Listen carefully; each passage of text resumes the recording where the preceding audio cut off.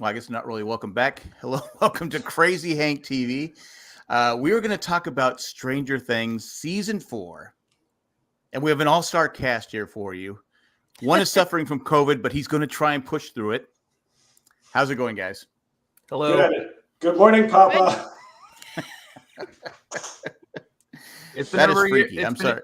It's been like a year since the Book of Nora, so I'm happy to be here. Yes, it's actually a very good anniversary, and I think this is Has it been a year? Yeah. So Yeah. Since our rewatch? Mm-hmm. Really? If you don't know what we're talking about, we did a rewatch of The Leftovers. I can't believe it's been a year already. Actually, I don't think it's been a full year. I think, Ethan, that's it. That episode aired 5 years ago. We must have gotten done in October or something like that. Remember? Oh, we yeah. kind of tried to schedule it with the departure date. Oh yeah. Yeah, that's correct. But Maybe anyways, it feels like it's been 2 years since November. But it has almost been a year. But Yeah, you guys are right around the year. Mhm. You know, it's funny. When I started Stranger Things, I had some negative people saying, "Oh, it's not as good." And I'm like, and then I heard you guys talking how good it was. I said, I thought it was excellent. You're talking about season 4, right? This Season 4, yeah. Yeah. Well, I think Yeah. the reason why we're here and decided to talk about it is like I wasn't expecting it to be as enjoyable Yes. as it was, and just I know we'll get into it, but the way it like really ties into like the rest of Stranger Things, and it's not just another anthology season kind of thing. Yeah. Like we have the mall, and then we have so I really liked it this season. I enjoyed it. I thought it was great. I thought the 7th episode could have been a movie Mhm. all on its Yeah. own. I just thought it was really, really good. I kept telling myself I'm not going to watch this before I go to bed because I have weird dreams anyway. I have like movie dreams, but I watched episode 6 and the start of season 7 last night. Finally went to bed about 2:30 last night, and I had the weirdest Stranger Thing dreams. It was crazy. Well, the reason why it's so unsettling, right, is because if we tie in what Ethan said, so we probably all came into this with low expectations because all of us started watching Stranger Things a few years ago when it really was kids show meant for kids, right? Right. And the defining theme of this season is like, this isn't a kid show anymore. No. Like, No. it's really dealing with heavy stuff. And I think for all of us, given the stage that we're in life, when we think about like the things that these teenagers are dealing with and how that ties into the whole theme about, Vecna killing them because of their guilt and their teenage angst. I mean, it is incredibly unsettling that this isn't like, oh, let's go kill the Mind Flayer. This is like really unsettling.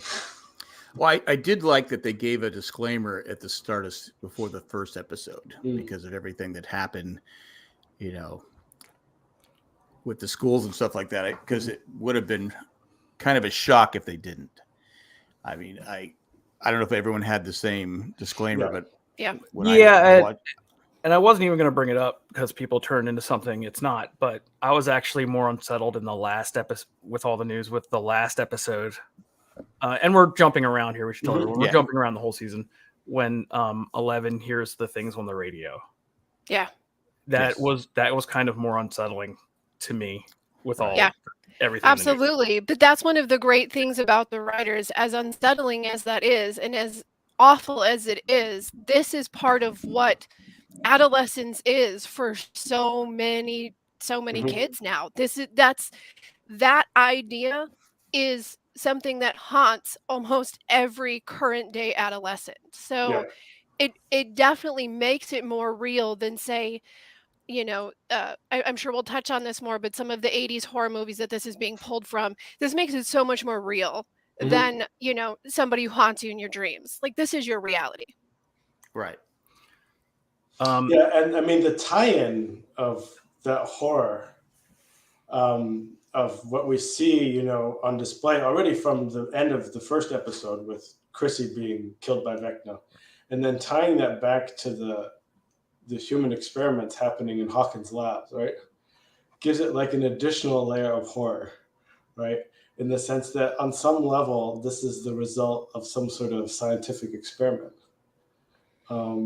that makes it even more unsettling than all the 80s horror stuff, which is usually just like Right. something that's based on mysticism or magic, right? Yes. Right. Yeah, it's a man-made. It's a man-made tragedy and violence. Yeah. But also, the thing with Vecna is whatever his name is, the orderly's name is, I forgot.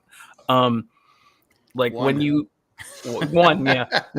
when you hear his reasons why, Peter. They- His name's Peter. Peter, okay. Right.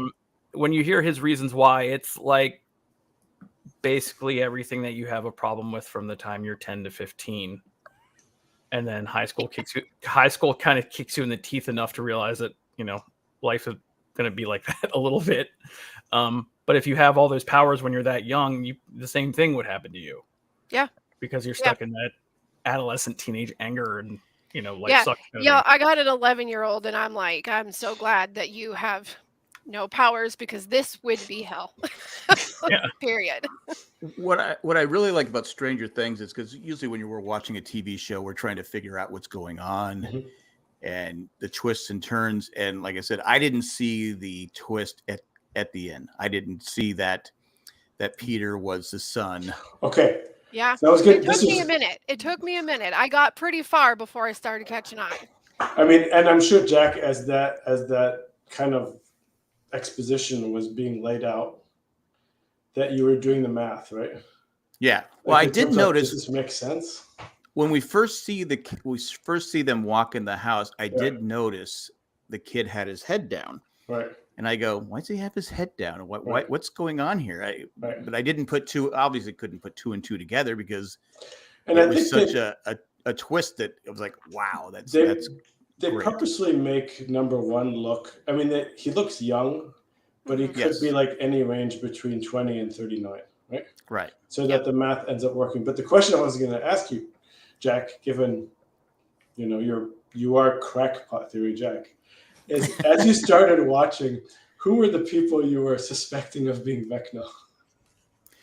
Well, it was weird. At first, I didn't trust the orderly, and I kept thinking, or Peter. I was like going, all right, there's something about him. Right. But then when he flipped Right. and was trying to help, I go, okay, but it can't be him. But that's pretty late. I mean, yeah. We're at the beginning. Were you guys thinking that like the psychologist might be Vecna? Like she just kind of gave me a really weird vibe, right? I didn't even think about her. I didn't assign him to connect him as any of the characters that we were being introduced to or knowing. I just kind of thought he was going to be his own, like how the Demogorgon's its own creature. Right. I thought it was going to be kind of like, well, this guy is sort of like the king of that place, like the big baddie of the place. So to actually have it connect to somebody, I am extremely grateful for that, because it added so much more meaning and terror in the whole story. And what's amazing is, Ethan, you probably looked for this in the rewatch too. When you look at one of the first scenes of the massacre I think it is like the opening montage, the massacre in Hawkins. Yeah, it is. You can see the crack in the background there. Can you? Yeah, you can actually see it. And this is what's amazing is, so I got through roughly 3 episodes today before I conked out. And it's, Jack, you've said this before about other shows where like the hallmark of like a good like puzzle or puzzle box, I forget what it's called, is that they give you the pieces and you could actually put it together and the pieces are right there, but you don't necessarily see it, right? Right. And what you can see in the opening montage is you can see all the kids, like they're bleeding out of their eyes and their arms are twisted, right? What you obviously didn't see was him like raising them up and doing what we saw happen to Chrissy and Fred and the other ones, that pattern, right? So, but it's almost like I watched it again and it's like, oh my God, it's like they gave it to you right there. Well, we're all losties here, right? So like, what are we looking for? We're looking for the pieces to be there at the end, right? Yep. And we're not looking to have the rug pulled out from under us, honestly. So if you go back and you watch the season, another thing I like about it is how it's all there. Yeah. Now I kind of realized something was up as soon as in the last episode when Elle said to Peter, maybe this was very late. I don't know when she said, "I'll help you," like when they were at the tunnel thing, whatever. As soon as she said that, I was like, all right, this dude is somehow connected. This is where your own like crackpot rug pulling instincts kicked in. You're like, all right, something's gonna happen here. Yeah, mine hit when he was started to. You remind me of number one. I'm like, you're number one. Right. It's you. You are. Yeah. So I've got a question though. And my memory about the prior seasons isn't that good. Did they ever talk about number one before as being like this like uber powerful patient? I don't think so. I can't remember. I don't. It's because it was 3 years since the season 3 came out, right? Yeah. Okay. And I did rewatch it. I did a rewatch, but even that was the beginning of COVID. So 2 years ago. I did a rewatch when I first see the ad for it. When I first see the ad for Stranger Things 4 coming out, that's when I'll start rewatching. Yeah. But but they had that weird episode that it seemed that no one really liked in season 2, the X-Men like episode, like where she goes off and she meets all the other the other mutants, including number 8, which they did mention this season. Right. Yes.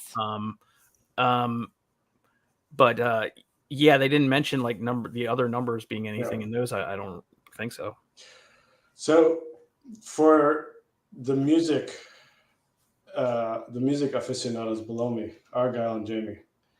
Yeah. Episode 4, Running Up the Hill, right? Yeah. Hold on a second. One. Well, in the intro to Max walking through the hall, right? Yes. Right. I'm assuming, based on you guys nodding, you guys actually knew that song beforehand, right? Yes. Okay. How about you? I'm a Tori Amos fan, and you can't be a Tori Amos fan and not give props to Kate Bush.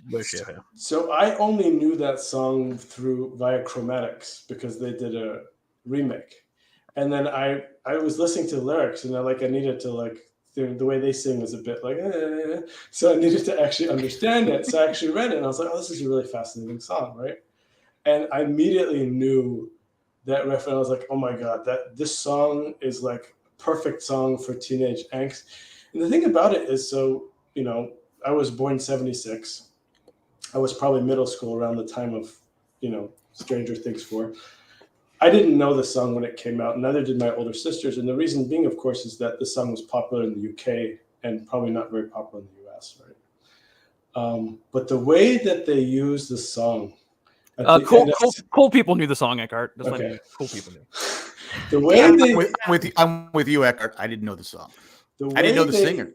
The way they use the song at the end of episode 4 and mesh it with her being in Vecna's house and them trying to save her and yelling it and her running is just, that's one of the most perfectly orchestrated TV scenes I've seen in a long time.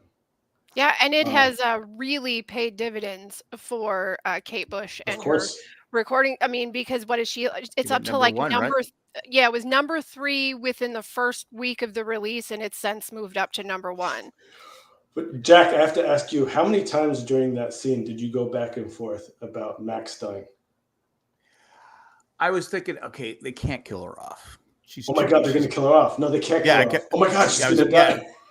Because you don't know with this show. You don't know. They're not going to hold back on killing a character if it's important to the show. Yeah. So I thought, she's going to die. She's going to die. And Max has been kind of a loner since her first introduction. Mm-hmm. When she first came in, she wasn't close with Billy. He was more of a problem than anything. She had guilt over what happened, but she was never close to him. She always was kind of like the new outsider. Mm-hmm. And for her to have to go through so much turmoil to realize that she was included, that she was part of something. Again, this song was perfect for that. But I really they had me up until the very last second she made it through, because I really thought there is a very good possibility she's gonna get the Bob treatment and she's gonna be a Connor. I was really worried for her because I'd grown to really like her a lot. Yeah. So, to round it up on Running Up That Hill, my Kate Bush thing is I found one leftovers comparison, and it's here, and I'll just do it now. Get out of the way. Is Where Is My Mind in season 2 of Yep. that show. Yep. It's in like the beginning, like in that episode Off Ramp, and then it's later with Kevin, and then in episode 2, it's in like 4 or 5 episodes, right? They bring it back in a version. And they also use the instrumental a lot for both. Right. Yes. And in this, you hear Running Up That Hill in like episode 1 or 2. You also hear it in, after the big moment in episode 4. You hear it in episode 5 and 6. Yep. So that's my one comparison there. How that through line through the whole season really helps. And I would call it my favorite musical moment in the entire series. But Agreed. they do use New Order in season 1, Elijah. And they also the Neverending Story thing last season. How can you not love that? All right, before we go to that question, there's something I should actually say about the song, because somebody asked the Duffer Brothers about this, right? And what's fascinating is, and I was talking to a friend of mine from high school who's actually in Scotland who knew the song before. And we both kind of agreed that we feel like these guys must have it's almost like they wrote the scene around the song. They wrote the character around the song. It didn't quite get to that point, but what happened was they confirmed that when they were searching for music for Max's story arc, which they had laid out, they picked the song, and their musical director independently picked the song as well. So it was nice. Like everyone was on board confirming. And Jack, you always talk about do you care about the show? Do you care about the characters, right? And again, I can't remember. You have to go back to Leftovers probably for me, or you have to go back to Watchmen, where there's a character that you really care about, and where you're going through the emotions with them, and when you realize that they're in harm, that you feel it, right? And that helplessness that she felt, that she was throwing in the towel, and then for some reason, something within her sparks, and obviously they're alluding at it to the music, and she sees the graveyard scene and something happens. And it's I was this isn't a kid show anymore, number one. And number two, this is just perfectly orchestrated. So I think it's really an important thing too, that most people think back to, when did I really connect to music? When did I make my first real connection to a song? You can be someone who loves music and it always means something to you, but it never means the same thing to you as it did in those years of adolescent and teenage years, when everything's a new experience. So you attach certain songs to experiences like you do smell to memory. And the writers they've started this idea as far back as season 1, because they start attaching songs to characters like Will with should I stay, or should I stay, or should I go? And there's another one too, but each character's already developing a song, a song loop in their head. And it's this season is giving us the payoff to some of those, or to that thought process.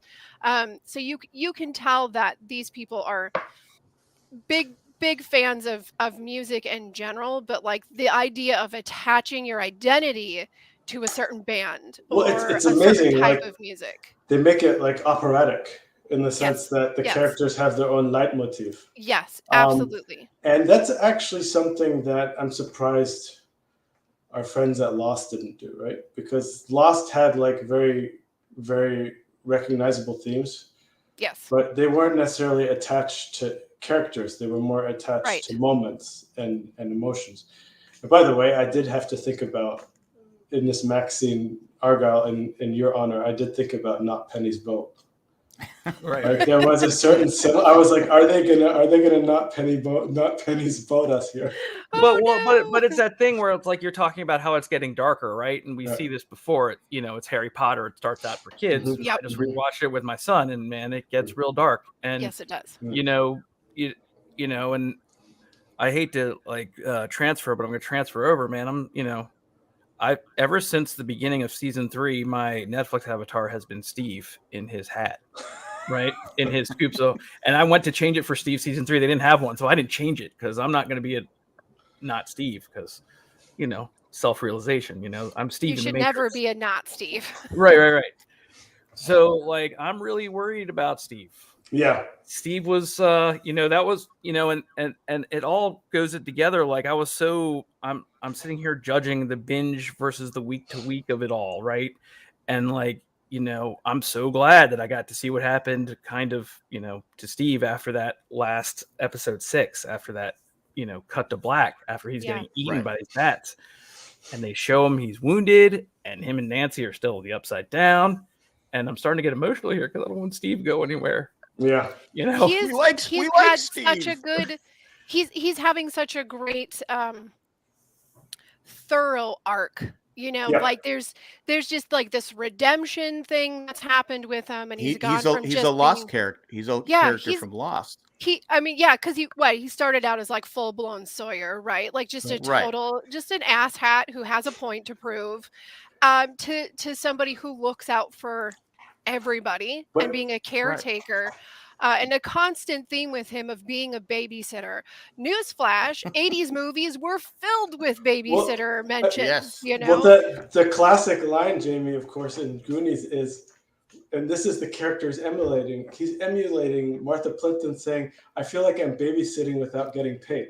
Yes, and that's the exact dynamic between him and Dustin, between the dynamic that Martha Plimpton has with Corey Feldman, right? Yeah. Except it's better. I did want to go back to I wanted to go back to the Max scene real quick because we see Billy, right? We actually see Billy. Was anyone shocked that Mrs. Wheeler didn't show up with her frizzy hair? Is anyone shocked by that? She's rocking some cool dudes. I'll tell you that. She's a happening chick. I gotta just don't see her and her husband together. I've said this from day. They're just not a match. I don't know. No. Honestly, I would have changed my avatar if they had the dad. Because I started out when the show started relating to Steve, but now I relate to the dad more. Like, can you guys can you bond with each other at someone else's house? Some of my favorite scenes are whenever you have Mr. Wheeler with Dustin, like the kid that has a single mom, and how he talks to him, just it cracks me up because he sees him for just being, such a bland, jerk who doesn't really care where his kids are at, I guess. No. Ethan, you posted something like right when season 4 came out about the dad, right? Tell us again what it was. It was something like, "This is the hero we need," or something like that. Well, when he said that line, when he said, do it can you do it at someone else's house? And because you posted that, and I've had this issue before, like there's a certain reflexivity here. Like I was like razor focused on every one of his scenes, like that I might have not paid attention otherwise because my buddy Ethan was pointing out. But I would say the one change from prior seasons to this season is he's always said weird stuff like this, but you definitely can sense that he has like more confidence now. Yeah. Oh, yeah. After the events of season 3, like he's much more confident, which makes him even worse. Yeah. Right? Yeah, he's like really trying to take, the role of the leader in the room of all of the D&D parents, searching for their children, trying to prove they're not Satan worshipers, and he doesn't get into any of the emotional parts of this. No, in fact, not dad. He's even like worse. He's like, logic, where he's like, a night in jail would do these kids some good. Yeah. Well, then Mrs. Wheeler says something about him. I can't remember what it was, and he turns to she always does that. Dad. Yeah, she always does that to me. Yeah. Yeah. That's the biggest thing on the concern right now. Yep. Him. It would be an 80s dad just to make the money and not care about anything else. Yeah, just show up for a few lines, roll your eyes a little bit, but make sure top of your newspaper. But make sure, like he does, that he always has like a handful of donuts. He had many donuts in that scene. So that's all you need to do. Well, I kind of like that it's this like real like quiet undertow, this relationship of the mom and the dad, and you hear some of the things that the dad says, and he just seems to be so half-hearted about so many things. And then you have the mom who is like going out of her way to stay fit and be relevant and fit with the newest trends, just trying to like show that she exists. These like really simple things that they never directly talk about, just to make this world so real. Yeah. Well, to be fair to the dad, Eckhart I think it was Eckhart or Ethan, he was brought up by his dad. and how did he learn? His dad was, from the, he probably grew up in the 60s. So Right. that dad was like, oh, these hippies and all that stuff. So what did he learn? You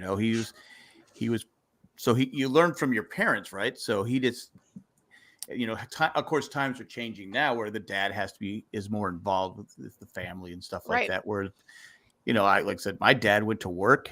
He went to work at 5 o'clock and didn't come home till 6 o'clock that night, 7 o'clock at night, and was boom, and you wouldn't see him till the weekend. Yeah. Yeah. I gave my son the biggest piece of chicken the other night. I just want you guys to know. Oh, big piece of chicken. Yes. Wow, that's a sacrifice. Remote chair, big piece of chicken. That's a lot.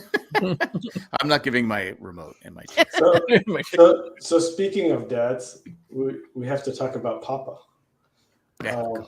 So I have a question. Since Ethan, you rewatched season 1 recently? Kind of. Okay. So my memory on season 1 is hazy in terms. Obviously, he features very prominently there, but the last scene of him there is that he gets attacked by one of the monsters, right? Which is why he has the scar, right? And then you don't see him in season 2 or 3, right? Did he get the scar this season from that when we first see 11 and we think that she did all the massacring? Because his face was bleeding then, right? Could be, but yeah, yeah. Okay. I think that might be where the scar comes from. Yeah. When he shows up in the laboratory in Dr. Paul Reiser's laboratory in Nevada, it's a big shock because everyone thought he was dead, right? Yes. Yeah. Well, I mean, they really did film it. If I'm remembering talking about it correctly, because I don't remember actually what happened, but if they really, really left it open to what happened to him. Okay. Like you didn't actually see him get eaten. You saw him get covered up by something. Okay. Yeah. And do you know what I mean? It was, Yep. So when we were talking pre-camera about his interesting accent, I mean, I'm going to say it. I mean, I think they're making references to Dr. Werner Braun, right? In terms of Manhattan Project stuff. Is that what you're talking about? Well, Werner, I mean, they don't. So what's his actual last name? Brenner, right? Yeah. Brenner is kind of a generic name, but it could be German, right? So he likes dinner and breakfast. And they're showing like how he's like so meticulous, right? At the first scene in terms of everything, right? I mean, they didn't make him speak like in a German accent, but his whole like approach to everything is so amoral, right? Dr. Werner Braun was one of the rocket scientists from the Third Reich that the US then brought over to work on the rocket project. And they basically said, oh, all that stuff you did during World War II, we're going to forget about that because we need to keep up with the Russians. And here's your lab. I mean, Dr. Werner Braun is what they're mocking in Dr. Strangelove, right? Mm-hmm. I mean, if you guys are sure. So I think that's just a little note on the name Brenner. I googled it. And it looks like it is derivative of Middle High German Brennen, meaning to burn. Yep. Yeah. Like Brenner literally means the person who burns, right? Yep. But yeah, I mean the whole. I mean, it's again another layer of terror. Those scenes, especially as the season goes on.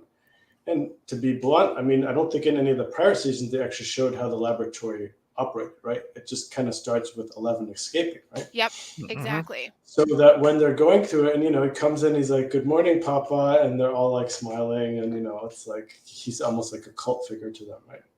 And then when they he does have saltwater taffy, so that's a thing. Then what tie into our world, right? Yeah.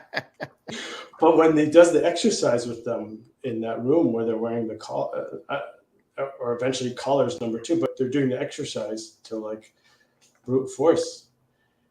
And then the way he punishes number 2 without really much emotion on his face. I mean, it's just, again, another layer of like. I was very, very upset that Owens, right? Is that his name? Dr. Paul Reiser? Is it Owens? Yeah, just call him Dr. Paul Reiser. Dr. Paul Reiser. Dr. Paul Reiser, yes. I was very upset. He's mad about you. I was very, of course, it's good to mention that they cast him because of Aliens and all that kind of stuff. And now they're like playing that against us because after we were worried that he was probably a bad guy, he turned out to be a good guy. And now he's a bad guy again because he turns 11 over with to Brenner, right? But then we see at the end he,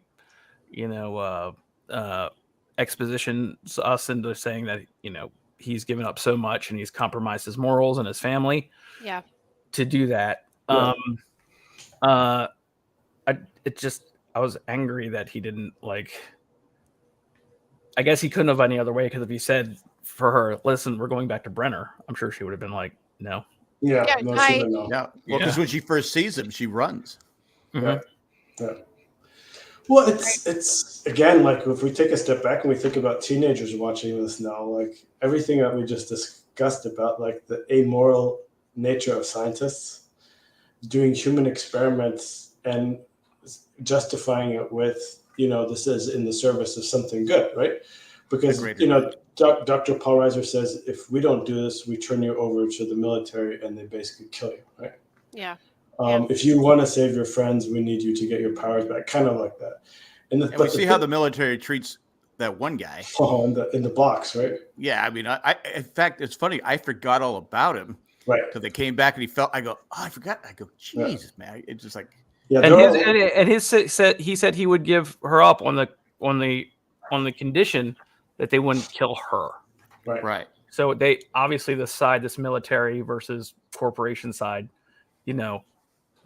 they're all going to have a. I'm sure that he can be trusted the way he's been torturing that poor guy.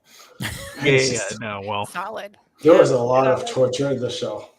I wanted to avoid this comment I'm about to make from any of the three people here. I'm only speaking for me, Ethan, when I say this. Okay. To all the adolescents out there, if you get picked on the way Jane or Elle was picked on in that roller skating rink, Ooh, yeah. if you can't find the roller skate to hit them in the face, come find me and I will buy you the roller skate.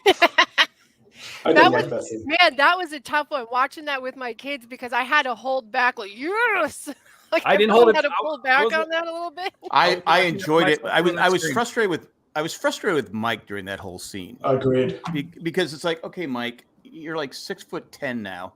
Right. I get you're lanky and stuff like that. You couldn't push through to get and help your girlfriend out and save her from being.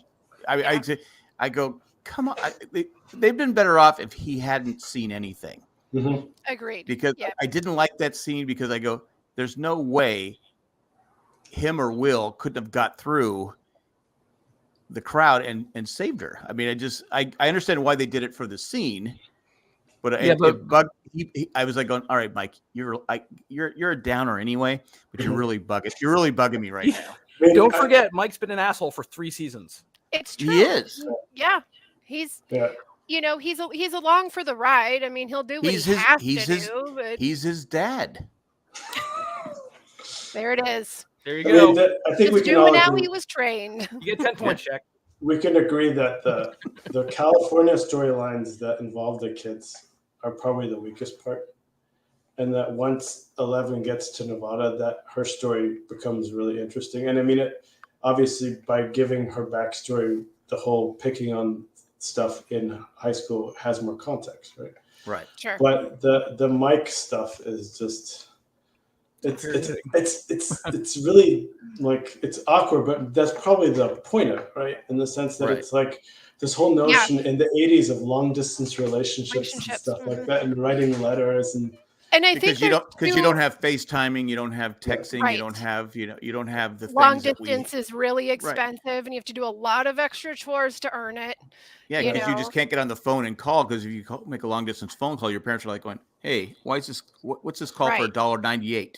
And that annoyance kind of carries into like his brother's storyline too. In terms of with Jonathan and just call her, man. Just call her and talk about it. But I wanted to say, I think sort of the little bit of this like we had a little of like relationship upset between 11 and him. Last season, I think it was. That's how she kind of became closer with Max. Mm-hmm. There was a purpose for that like weirdness between them, and that was to really push her character towards Max and create more of a bond and have these girls become friends rather than frenemies. Mm-hmm. This time around, I feel that there's a couple things that come into play. One, pushing them a little bit more into, and he even says it for those who don't notice it, pushing them into more of an adult permanence. When you say something, you can't take it back, or when you don't say something, you can't take it back. But also to help push her to, go to Nevada. But her loss of Hopper, that is huge, along with Mike, Right. because she lost him. And even though she had Papa was her father figure, her protector up until Hopper came around, and then she had Mike. And she's lost Hopper, and she feels herself losing Mike, and it's creating anger, and she doesn't have power. She has no power. She doesn't feel like she has any power in the situation. Well, we But see then it in also, third place, I think that this is really going to push and come into play a lot more with Will than it does with 11, because I think that there is a tension building between the two of them, and it's been said a few times, but I think Will has much heavier feelings for him than he's able to recognize yet. Yeah, agreed. And they're really laying the stones for that, in terms of the girl in the first episode, like playing footsie with him, and he recoils. Yeah. His poster, he did his project on Alan Turing, of course, who was, closeted and persecuted. Yep. So that, and I have to say, the actor who's been playing that role of Will is like playing that to perfection. And he doesn't have a lot of scenes, but he's doing it fantastic. he can do better than Mike. Sure, he can. But Right? even in episode 4, when they're like at that desert location or whatever, where they're burying the guy, and he's like, maybe she's got feelings, and you can't bring those feelings up to people because you don't know how they'll react. Yeah. And I think some of that plays into Robin too, and how she can't talk to everybody about who she really is, and that's why she has that special relationship with Steve. I thought, right? especially in the 80s, I thought that was Sure. a good line, because if you say she came out to the person she's attracted to, and it turns out no, then she's going to be cast. Yeah. She will, at her point in life, she will feel like her life is ruined. Right. Sure. But I wanted to say about, we were talking about 11 and Mike and Hopper. She was upset because Mike wouldn't say, "Hey, love you," or whatever that. Even though it could be puppy love, whatever it is. Anything to validate that her feelings aren't her own. Right? Because did Papa really love her? No. No. And you see the scene over and over again where her mom is being taken away, so she never had that bonding. She was been a lab rat, her whole life. So I think that's where I don't see them and Mike, and I don't see them ending up together. Speaking of Mike. Speaking of Papa, yeah. Okay, did you guys? There was one scene with 11 with her flashbacks, where I believe it was like her birth. Yes. Did I just imagine that? Yeah. And Papa was there. Yep. Yeah. And that's where she got her anti-Neverland pixie dust. Right. Yeah. She always gets it from some kind of love as opposed to hate. So yeah. Now, did we know in prior seasons that he was present at her birth? No, I don't think we did. Right. We knew that he had to have at least had some sort of knowledge of something. We knew that was going on, but we didn't know he was literally there in the room. I don't think that was ever talked about. But she did go on a search for her mother in season 2. Yeah. So I don't remember exactly what happens there. Yeah. But it's be interesting if they like unspool that thread further, like in terms of if like Papa actually has some role in, like, I wouldn't say fathering the kids, but like it's some sort of in vitro, right? So listen, me and my wife just watched Our Father today, the Netflix documentary. So I can't even talk about like anything that has to do with any of that, because it gets a little swirled. I'm disgusted. Okay, so let's talk about somebody who's kind of the opposite of Papa, somebody who's like tough as nails. Let's talk about Hopper. Let's talk about Hopper's transformation into an 80s action hero. It was awesome. It was so awesome. This was the Hopper we all knew he was underneath. I think you said something in the chat about being Bruce Willis. And it's it literally is like the same transformation as Bruce Willis, because some of us still remember him from Moonlighting, being like kind of a silly character. He had hair. Yep. But the moment he starts losing it, and they cast him in like Die Hard, like as the guy walking around, with, spoiler alert, bloody feet, Yeah. and showing his guns. Yippee-ki-yay. Now I forgot. Like, in Die Hard, does Bruce Willis already have a shaved head? No, he's just like losing a lot of hair. Right? He's just losing it. I It's, don't think he shaves his it's head. clear he's well on his way. Yeah, he's losing his hair in the first 3. But Hopper with the shaved head and the thinner face and the deeper set eyes, so tough. Yeah, For dude, real, right? here it comes. Here it comes. I've been waiting to figure out how to say this. Except for the last 2 episodes, you could cut out that entire Russian portion and I would have been perfectly happy. I thought all that Russian stuff, I thought he was going to go back. Yeah, sorry. I really know how to take the air out of the room. Like, At least you warned us. right. I'm the opposite. I liked it. Yeah, I liked loved it. I just Yeah. got done watching The Americans like 6 months ago. Okay. So I'm like, yeah, I'm about this. This is Well, no, great. but the thing was, and then the reason why I didn't like it is because I thought we'd get to the upside down of it all Sure. faster Sure. for some reason. And hey, man, they paid it off. You know what I mean? Yeah. They promised you Demogorgon, and man, you got Demogorgon in spades, right? Yeah. So that was fine, but it's like, Well, I think Murray became my Yeah. favorite character. Yeah. Yeah.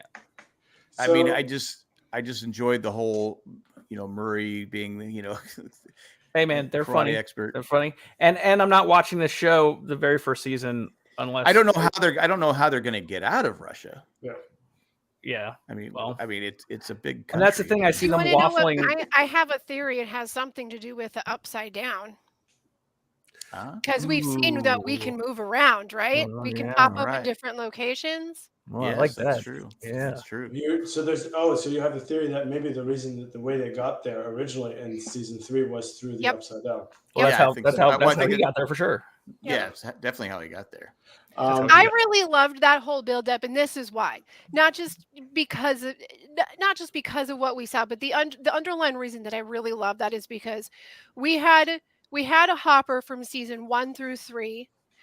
We see him as a guy who's just, he's not well kept. He's got a little bit of a drinking issue. He's angry. We had this whole thing. And then we find out, oh, well, he's like this because of this thing that happened with his child. And that makes sense. But then you see how he still has this inherent need to fight with kids. He just can't stop himself. Like he cares about 11. He doesn't want anything to happen. I dare say he loves her. But he just, there's something more there than just like, I lost a child and now I'm fearful of loving again. And getting his backstory and seeing like this man is made of some pretty tough stuff. He's not like Mr. Wheeler, No. that's not Right. for him. Mhm. That like be at home, be a dad thing, that was never for him. No. He can do it. He can love a kid, but that's not who he is. That kind of goes against who Well, he I is. think we didn't know about the Agent Orange connection No, before this season, right? Mhm. I No. thought that was That it was was- very moving and very. It's like, okay, An that's important thing that's how his daughter died, and it's like the Yep. guilt. Yeah. He's, Yeah. That's why he has trouble because Yeah. he has tremendous and guilt. feeling that feeling of being cursed again, him talking about that is another one of those great reflections of why he almost expects 11 to be he sees her as a kid, but he also expects her to be an equal. And Right. I think because both of them have that, like, I have this history, I have this curse. That being said, it does make me a little bit nervous for Hopper that he's talking so much about how he's haunted with his past. He needs to stop that business and move right on, because otherwise he's going to be haunted for real. See, like, Right. So we talked about what Will is going through, what Robin's going through to a certain extent, right? And this is like the moment in time, 86. I don't know exactly when things like Platoon and Full Metal Jacket and what was that TV series about Vietnam came out. But this was the moment where like China people, Beach. China Beach, but there was another one, Tour of Duty, right? Oh, Tour Rudy. Well, Yes. all these things started coming out and Yeah. people started talking about To the it, public. like, Mhm. in the sense that it was like, something that, was kind of not so much whitewashed at the end of the 70s, early 80s, but it was really kind of glossed over. Yeah. And, it's kind of like, Well, they didn't glorify war. They started telling it how war is hell. They actually started showing war as hell, whereas Sure. it wasn't Audie Murphy and John Wayne. right. It was terrible things. I mean, Right. I just watched Saving Private Ryan again, in that opening scene, you're like going, oh my Right. God. Yeah. Go ahead. So that, like, it's unclear if they had this as part of his backstory in season 1, 2, and 3, right? Season 1, he looks like a guy who's like kind of like a loser, right? Who's kind of given Yes. up on life, right? Yep. And I think he had. yeah. For sure. And so this was quite artful in terms of giving him this backstory to show that, like, he really didn't have anything to live for because he's had the rug pulled out from underneath him. He had a daughter that seemed healthy and then just died inexplicably and couldn't maintain the marriage, and that was fine. And then he finally found some people to care about, and now he's in Siberia, right? Yeah. So, I mean, that was actually in many ways the heaviest part of his entire story arc. The rest of it is just, I see it as the stuff that's kind of borderline kitsch, the Joyce Murray Hopper stuff, as a nice, like, break from the heavier stuff. Yep. Except for that moment, right? But it is like, it's pure 80s nostalgia in terms of fighting the Soviets, right? Yep. Yeah, because I don't feel like you can go full 80s if you don't bring in the Russians. It's just well, it's to be fair, huge we were part of we were it. brought up to hate the Russians. I mean, Yeah. More importantly, Red Dawn, right? Right around Yeah. that time, Wolverines. Yeah. I mean, so There But you like go. every movie then. And just to my defense, I just want to say I did say the last 2 episodes. Yeah. So Yep. I'm talking about those first 5 where it's basically an escape action movie. And I'm not. well, I think they had to give Winona Ryder something to do. Well, that's what I was gonna Oh, say. yeah, And I'm because not she watching the can't show at sit all without there. her. She can't sell encyclopedias all day. Yeah. And what, can I ask a question? Did I miss the part where she was able to go get $40,000? Thank you. Yes. I know. I got an answer. Okay, what is it? The answer is they made reference that She he made two told trust account. Enzo that there is a trust account for Al that he has. Mhm. And that she was told Oh. she was basically told to, I think at the end of season 2, Hopper negotiates that hush money with Dr. Paul Reiser in the diner. Okay. I think that's the tie-in. I'm gonna need $40,000 and 20,000 in Egos.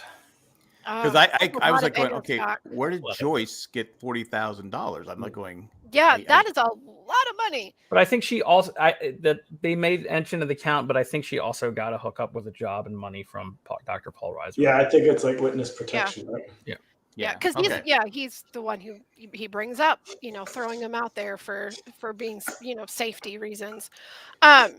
Can One I talk one about- other thing too with Go it ahead. that I did kind of like when we would get that the flashes over to the Hopper story is I liked how we have all of these, like, when they go into the upside down. This upside down's different, right? It's not the same upside down that we had before.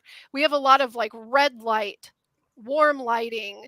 All of the scenes that we see outside of the lab are very, like, a hot environment, desert, all these warms. So I really liked how it would get interrupted with this, like, stark white and gray, where it's like Russia's sort of got the same color palette that the upside down had before.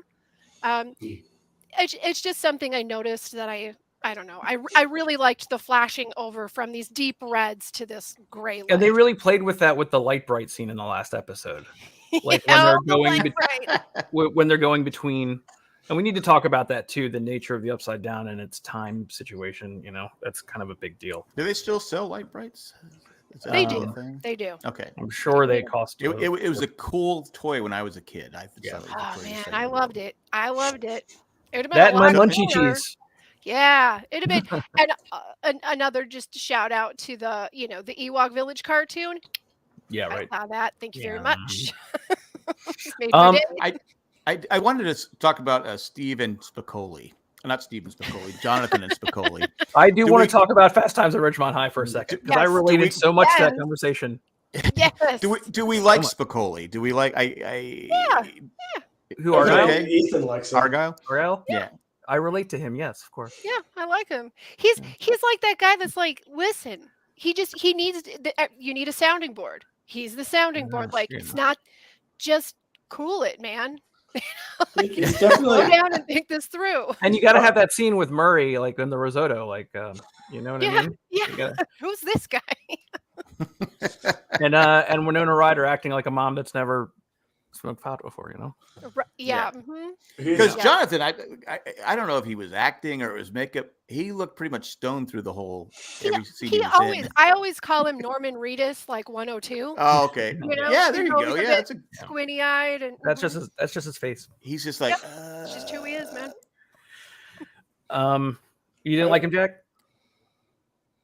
Oh no, I was just like, okay. Was do it we- all the hair? He There was was okay. a lot of long, A lot of flowing hair. A hair. lot of hair. I kept saying that has to be a wig. Of Yeah, course. that's It has to be. It's like it was like Crystal Gale hair. I don't know if you guys remember Crystal Gale. She used to have hair down to her ankles, but Yep. But He I- has a lot I going just on. I said sometimes I go, okay, dude. All right, I get it. You're a stoner.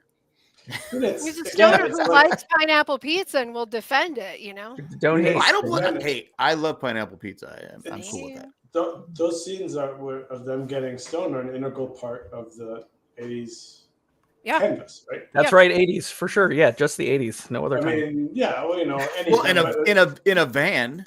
well, at that Yeah, age, by the Pizza river. van. By the river, yeah, that's right. Okay. at that age, I mean, in terms of late high school getting stoned, right? Yeah. As opposed to, I mean, the main character is probably too young to get stoned, right? From a realistic standpoint. I mean, Yeah, that's why I said Spicoli because Spicoli was the Was 80s like and early 80s and stuff like that. but I did want to say something. I did want to say something about Nancy. Not only did she forget, and I'm glad they touched on it. It's the whole setup for the final episode of season 6. So right away, I'm like going, "All right, Nancy, we know you. You just said bye to Barbara. Who's Barbara? Who's Barbara?" And then Barbara. Fred goes, you're working with Fred, and all of a sudden Fred's gone. Fred's dead. Yeah. I think I'm going to get back with Steve.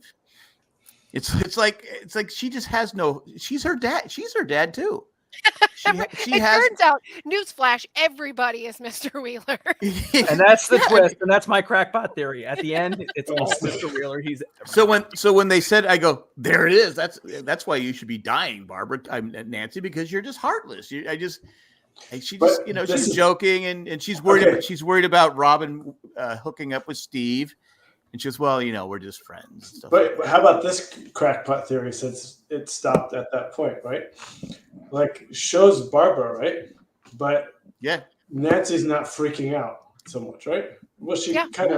she climbs out of the pool. So maybe Vecna is like, oh, you know what? I find maybe you're simpatico with me in terms of like, I can't drill into your heads. Maybe I'll just recruit you to my team, right? So that's why I'm giving you the backstory. Because doesn't he, like, when he starts his exposition, he says something like, you were so close to figuring it out. Yeah.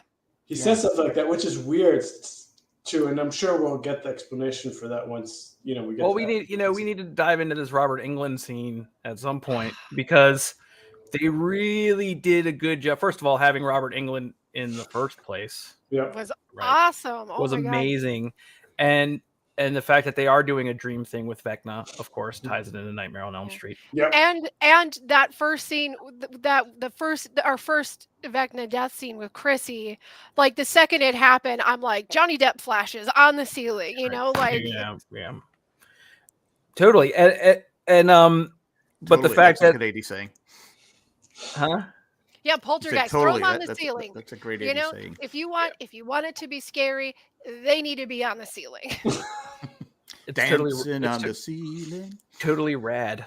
Also dancing on the ceiling. Lionel So, Richie. anyways, Robert Englund, yeah. No, just the way that that's when they plant the seed. They tell it so beautifully as far as looking back on hindsight with the sun. Mhm. You know what I mean? My son was passed out and my daughter was dead. Mhm. And so I had to save him. And you take the story at face value because of the Wait, way they did it so he well. actually says his son was passed out? Mm-hmm. He said Oh, I when I missed that. came to, my son was passed out and my daughter and wife were dead. Right, Right. because the way that they frame it is that he killed his entire family, right? Right. Mm-hmm. And so that's like the first nugget they probably give us, right? And of course, the connection also with the eyes. Mhm. Them having the damage to the eyes, not being able to see, going back to 11 and her eyes bleeding in that first scene, and just Mhm. making the assumption that it was her attack that did it because she bleeds when she uses her power to a great extent, but not like that. No. We overlook it. I have a question. It didn't bother me that Elle killed all those people. It was just in my mind, it was a trauma just another trauma that she has to live with. Right. So Mhm. when we found out that she didn't do it, there wasn't a big sense of relief for me for that. I don't know. How did you guys feel about that? Yeah, I was Same, kind of the same. same.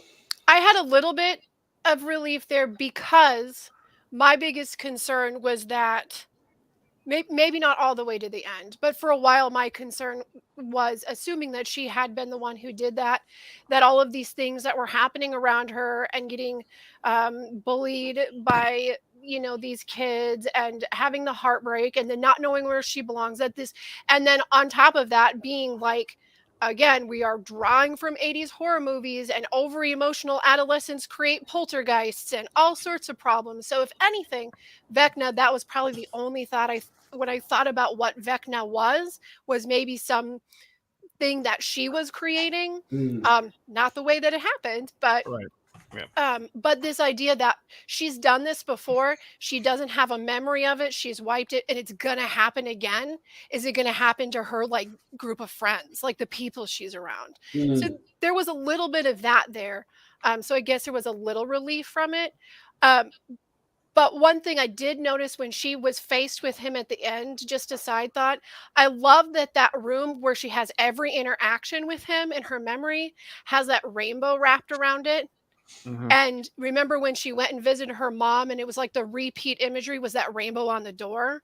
Okay. I just kind of like that all of these interactions happened in this rainbow wrapped room. Right.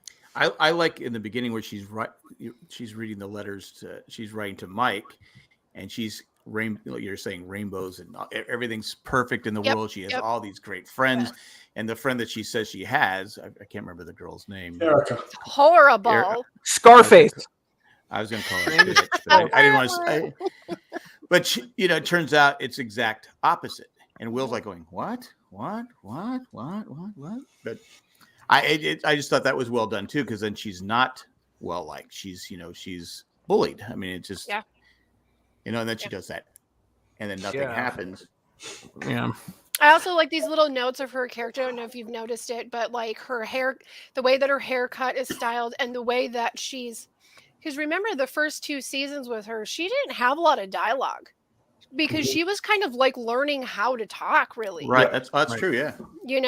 So we're watching her just like kind of talking like the rest of the group. There's little gaps there. You can see that there's a little bit of space in between it, but the way that she talks, she talks like Winona Ryder. Like the way that she pronounces things and pushes them out. I think it's great because she's picked up her mannerisms. And shouldn't the teacher have stopped that? What's her name again? Yes. Well, that's the thing. They lead you with the teacher counselor, but it goes nowhere. Right, but I'm saying when she was talking about Hopper as her hero, I'm sorry, shouldn't this have been about a real hero? That same teacher did, during the recess scene, pull her away because she knew she was full of it. But I mean, but if I'm the teacher and that I'm going to stop that kid right away. But they do that. But then it's obvious but then it's spring break all of a sudden, and you're not in school, and school's not a factor. And I think that's such an honest realization. I mean, we've all gone through school. We've all gone through school, and it's changed a lot over the years. But there's certain things that don't change, and that is why we always see these movies where the adults are doing something else and the kids are dealing with everything, because the kids live in an entirely different world. than the adults during the day, and when they're at school, they have to do what the teachers say, and they do all this while the teacher's watching. But at the second the teacher turns, the kids are right back at it. Yeah, but I'm saying she was literally, the teacher was standing next to Elle, and that girl just kept interrupting, to be condescending, and I was like, I go, all right, use your powers. I bet she has rich parents that paid for the scoreboard. Probably. It's one of those Yes. situations. Yes. All right, so I know Jamie has horror references. I want to start references with some non-horror references really quick, and I'll make them really fast. That I saw in the movie, because Eckhart pointed out that I like the 80s references. So here's a few I got. Only a few. Ferris Bueller. She changed Dusty Bun's grade, and that was a Ferris Bueller. Yes. 9 times. We love Eddie. He's good, and we can talk about him later. And we will. Of course, I already mentioned Fast Times at Ridgemont High. I don't want to talk about it anymore, but Times it's way too. That conversation took me to a place that I can't talk about here. And if anyone wants to look up the cast table read they did, the celebrity table read they did of Fast Times at Ridgemont High, with Jennifer Aniston as Phoebe Cates and Brad Pitt as Judge Reinhold and Morgan Freeman narrating. I listened to that. Yes. I watched it. Listening to Morgan Freeman narrate the scene they're talking about, it's pretty amazing. My God. That was my painting the shed listen to, you bet. And my last visual cue, because I don't know if anyone's going to pick it up, when they were doing in the very first episode the basketball game and the D&D game juxtaposed. Oh, I love that. With it's like, is it an Ozzy Osbourne song in the background? No, I don't remember, but it's Kiss. Okay, yeah. Was it Kiss? Detroit Rock City? Yep. Yeah. It was the basketball going into the hoop. Yep. Is shot for shot the last shot of Teen Wolf. I was thinking that too. Yeah. I thought Teen Wolf 2. Yeah. Not Teen Wolf 2. Teen Wolf. And in the next episode in the video store, there's a Teen Wolf poster. Yeah. Yes. And to me, Teen Wolf is by far the premier Michael J. Fox movie of the 80s, and I will fight on that line. And that's it for references for me. No disagreement here. Jamie, did you have the horror ones I want to hear about? Well, I don't have like an exact list written down, but just some of the things that we covered with Nightmare on Elm Street for, every single obvious reason that we've already discussed. And then, of course, Poltergeist. One of the big reasons that we wanted to pull in Poltergeist is because season 1 or 2, when it came out, if somebody asked me, like, what is this show about? Like, explain this show. I'd say basically if you took Steven Spielberg and Stephen King and you combined their worlds, this is kind of what you get. That's a good analogy. And we forget so often that Steven Spielberg, because we can get into, some of the more like family friendly things, which is the first 2 seasons kind of leaned a little bit more towards E.T. and this kind of thing. But then Spielberg had Poltergeist and there was some like really scary moments in like First Encounter and Jaws. And he can pull these moments of fear out of these like really serene, soft places, and then just bam, just lay them on you. I saw a lot of that in volume 1. And then the Stephen King things really started popping up too, especially having the newest version of it, in recent memory. But like when we have, what's the kiddo's name? The one that is with Nancy, the Fred, yes. The nerd. You forgot about Fred too.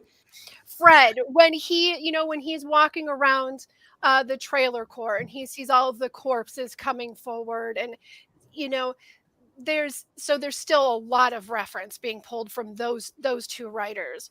But then also these classic tropes that we got from the 80s, the thrasher, like Jason and Halloween, like this guy's moving so slowly, like you don't need to run, just step aside. like and the content being drawn to like an inanimate objects, like Candyman and things like that. There's just every single classic horror genre that we can pull from is just getting thrown at us, but they don't do it in a way that feels cheap. You don't feel cheap and used or like pander. It doesn't feel like pandering. They're like, what are some of the scariest moments from movies and television when we were young? How do we repeat that, but like tell it honestly so that it's still scary? Because I'm obviously not as scared as I would have been as a child, but there's still some really scary moments where I'm just like, I don't know what's going to happen. Like, that is freaky. And I'm looking over at my kid who's watching these. I'm like, are you okay? And he's like, yeah. I think one of the reasons this whole, what you just talked about, this horror movie genre, which I think is much more prevalent, like in this season than in prior seasons, and the reason why it's so intense is because it's affecting people that we care about. Yeah. We were really taught to not care about a lot of these people in Thrasher films and stuff, I mean, none of us cared about Johnny Depp in Nightmare on Elm Street. No. Him and his weird they were red shirts, basically. Yes. Yeah, exactly. Yes, Richard, there yes, you exactly. A bunch of teenage law carrying guys, Jack. Yep. Yeah. And if they had if they were female and they had sex, that was devalued their life even more. Right. Yes. And again, this is why I pull in with the Stephen King and the Steven Spielberg, because whoever was in danger is usually somebody you care about. You become fully invested in what's going to happen to them. And nothing demeaning has to happen to them in order for it to be like a real threat. You don't take away any of their value. You're not forced to not like them.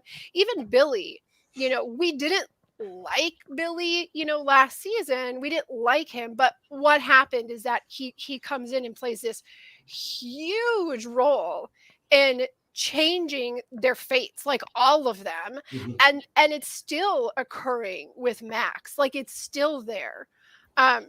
So yeah, it's just, there's just so many that's being pulled, and being able to pull from something like the 80s, it could go campy real quick. Like, it could. And what they do, which is brilliant, is this is a horror, the what I call like the Dustin timeline is really the Nightmare on Elm Street timeline, right? Yes. And Yep. it's scary because we knew that like Max almost died, right? Right. And what they're going up against is very powerful. And then all of a sudden it gets really funny because they're walking around in the Upside Down and they hear Dustin running his mouth, right? Yeah. And you, to be able to juxtapose those two things together, it's like I don't think I've seen anything else ever do that, right? You can't have like Poltergeist and then it gets funny, No. I just watched that with my son very recently, and I guess I don't remember the end of The Poltergeist. first one or the second one? The first one. I still have nightmares about the second one. Well, where is it the first one where she has to like go in and pull her son through? Is that through the closet? Is that the first or the second? Yeah, that's the first one. Okay. And I know there was one that took place with Tom Skerritt in an office building or something. Yeah, and there was like the swimming pool and yeah. That's the first one. There's like 4 of them, isn't there? There's a bunch of them. And basically, I've only seen 2 because I but it was basically directed by Steven Spielberg, but he wasn't allowed to say it. He said it was Tobe Hooper, right? The guy who did Texas. Right. Texas Chainsaw Massacre. Yeah. Yes. I watched a documentary. Sorry. Now, and that brings in another thing too, that like I really just like this stuff is really scary, and sure, there's some gore involved. I don't think it's because we're just so used to, in a world of Walking Dead's on TV and you're used to seeing the gore. I don't think it's this, but they managed to like really find the fear and the danger without getting too gross. But you don't feel it lacking. Like, you don't feel like, even with the Demogorgons, it's like you didn't feel like they were pulling away from it in order to keep it okay for kids. They know where the limit is. You're saying it wasn't too gross? No, I think that it could have gone. Where the bone snapping, and they're kids. That was, to me, that was the hardest part. Is the kids are dying. In a world of Texas Chainsaw Massacres, from the 80s and stuff like that, it never had to get. They never had to get to be scary. I was really, twice this week I've been really scared by things on TV that shouldn't scare me. For some reason, I jumped out when I saw a red lightsaber earlier this week on TV. But that's never happened to me before. I was never scared of that guy, but I was this week. But also at the end of the episode 1 of Stranger Things season 4, seeing Vecna for the first time and seeing what he did and what he did to Chrissy, that scared me. Yeah. I was scared. And It scared Eddie too. Oh my God. first of all, Eddie wins best new character. I'm Yeah. sorry. Oh, He's great. yeah. He's And amazing. that actor is amazing. He's British. He's British, isn't he? Yeah. I thought it was Pauly Shore's son. I go, this guy looks like Pauly Shore. When we were talking about the 80s, I had to look it up. I go, oh God, he looks like a young Pauly Shore. I mean, maybe it's the hair. I don't know. I feel like he was this okay, first of all, I feel like he probably, you know, when he's studying this character, he knows the timeline, he knows what, you know, what am I going to pull from? I'm going to pull from the 80s. It's like he's this perfect like mix of like Robert Downey Jr. meets Christian Slater. You know, he's got like this little like the way he delivers his lines, a little bit of the look. But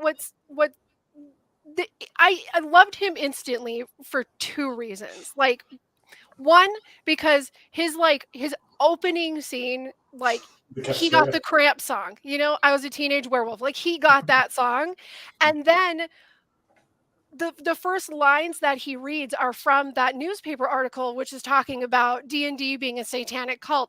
Yeah. And just the way that he reads it, I'm like, it could have just fallen right into any John Waters movie and just been perfect, you know? And he brought in also a little bit like Lost Boys. There was some Lost Boys to him too. And God, he's fun. So I know Jack and Ethan didn't play Dungeons and Dragons. Jamie, did you ever play growing up? Yes. Yep. Okay. Yep. So you probably agree with me that he really is like in the scene where they're playing, which is probably behind the. I had a feeling it's like the backstage section of like the school theater, right? Yep, that's exactly what I was thinking. I didn't want to be part of a cult, so I didn't play it. I mean, Jamie, you agree like that they really they researched that character really well as like the prototypical dungeon master, right? Yeah, he's like, and it's great too because like when you go into the game, any good DM who's like creating this storyline and all of the obstacles, every single one of them get a little bit of a power trip. Yeah. Because they know they hold your character's life in their hands, and so like if you say or act inappropriately, they're like you're dead. Yeah. And he definitely had like some of this like toying action with him all the time where he was all like, you don't see this coming, but you know, he was so charismatic, you know. There was okay, let's panning the camera back a little bit. Like I agree with you in the sense that a lot of dungeon masters, for them it's a power trip, and he was the leader of the group, right? In the way that he's dominating them. But you know, the amount of work that goes into a session, right? Where they even talk about it, like he's spending like all this time, like you can't move it, right? I mean, it is an immense amount of time. And what he's trying to do as dungeon master is, and it's exactly what he ends up doing. And the parallel between that and the buzzer beater for Basketball is Perfect, is you want to have the campaign setting such that you don't know if the party survives or not. Yep. You don't want to make it too easy. You don't want to make it too hard. So that, and the rewatch, and I was watching this as he's like, you could see like he's getting excited with the players about the fact that we don't know where this is going to go. And when they end up winning, they're actually fighting him, right? Yeah. But he's happy for them because what matters is that as a good DM is you want to make sure that your players have fun and feel that tension. And so there's a nice parallel between like that entire scene, the way that he runs that session and the entire show, because what are the Duffer Brothers doing? They want us to feel tension and they want us to enjoy the show, right? Yep.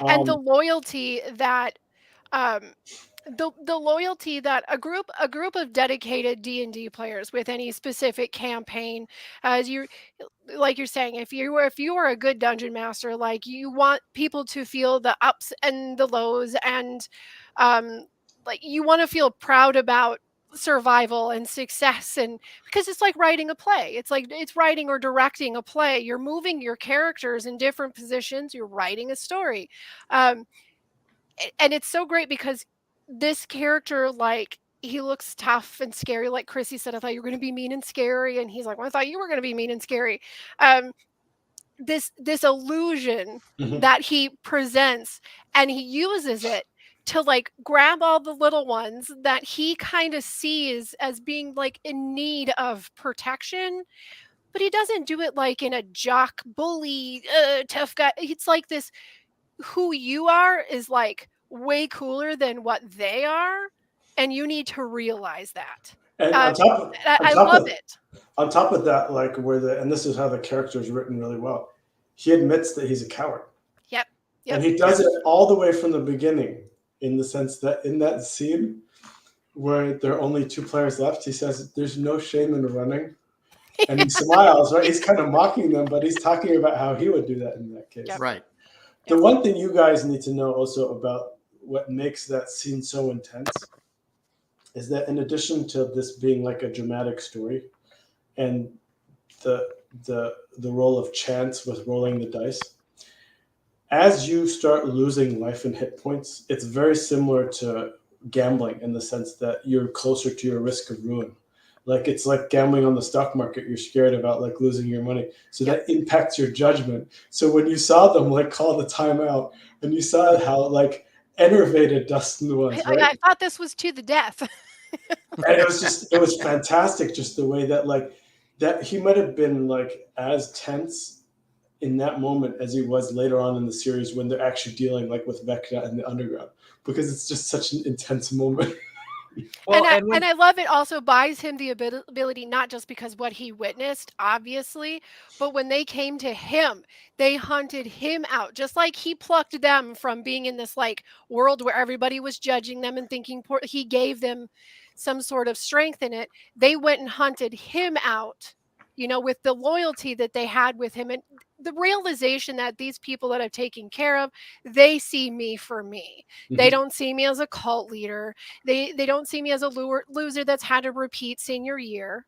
And it made it so much easier for him when they go, oh, we believe you. Like it took about 3 seconds for him to believe that they believed him. Right. That he has seen these people when they are trying to he's seen them in their poker face, some of them, Well, they knew he wasn't a violent person. Right. Is anyone hearing this conversation? I'm just imagining the scene we'll get in the next 2 episodes about, when him and Argyle finally meet. How awesome that's going to be. Dude. There's going to be a hair off. By the way, Jamie, did you enjoy that scene where they have to find the replacement player and Max is being sarcastic to them? Lady Applejack is Erica is the best. She's like the best. she is tough as nails. I love that girl. And what was Lucas hiding underneath his bed? What was it? It was, hey, you know what? It was worth doing whatever needed to be done. We think it was like an inflatable doll or something like that. It was probably a VHS of Fast Times at Ridgemont High. No, there's no shame in that, right? There's no shame in that. It had to have been like, I don't know, like a Tiffany, like a Tiffany poster. I don't know. Yeah, it's something he didn't want them to know about. Yeah. What about who was the jock? Was it Jake? Yeah. By the way, Jack, that guy, I kind of for a while suspected he might be Vecna. Oh, you know what? I thought it's funny you mentioned that. He's too aggressive at going, because it's usually, but again, Stranger Things does a great job of not kind of making you think a certain way, but then you go, that guy, I thought like the same thing.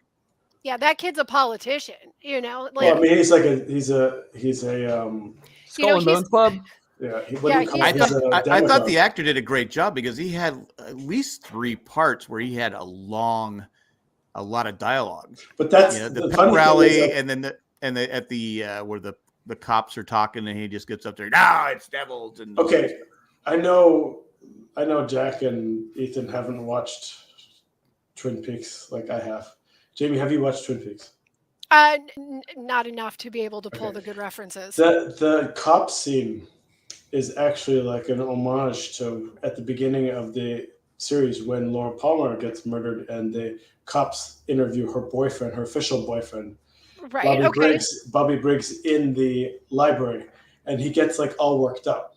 Yeah, because he keeps saying, "What do you mean this? What do you mean?" Yeah. So it was definitely like an homage to that, except in this case, the cops in Hawkins didn't handle the teenager properly, because he not only just walks out and then screams in the woods, but then he takes over their meeting like a few episodes later and basically creates like a lynch mob. Yeah, dude, and he like meerkat stared him down, right? Like, well, it's almost like the teacher not stopping the girl. I go, at what point do you don't go down there and say, okay, hey kid, get out of here? Not great you cops. Not great cops. No, Yeah. but I No, thought, no. I was going to say, I'll go ahead. But I it's lost my train of part thought. of this is a theme Sorry. that they, again, we were talking about how that's always a theme in movies that have to do with kids, adolescents. Like the adults kind of have to stay out of the picture for the story to really activate. Work. But in Stranger Things, it's part of what made Joyce special as an adult, is because she was like the only one that like truly believed that she knew her son was still there.